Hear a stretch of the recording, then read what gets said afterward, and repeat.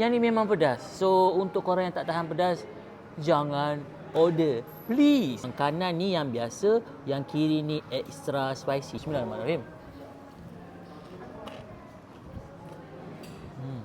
Kemudian kita ada dipping dia, mustard mayo. Yang ni pun dipping dia pun rasa lemak-lemak manis macam tu. Bismillah. Memang sedap. Ni pula yang extra spicy daripada bowl ni. Bismillahirrahmanirrahim.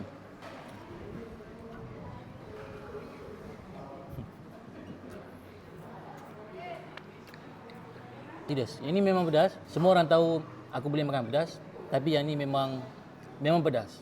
Bibing korang akan rasa kebas-kebas. Tu memang terus laju attack dekat tekak. Memang pedas. Bismillah.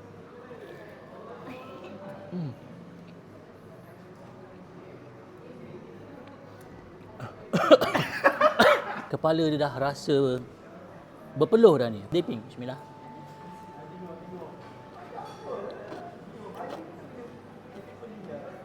Rasanya elok kalau korang order air bersusu, ataupun kalau ada banana pudding order sekali, ataupun kalau ada aiskrim order sekali, ataupun kalau ada cheesecake korang order sekali. Memang membantu, dia memang betul-betul pedas. Bismillah. Jangan order yang extra pedas.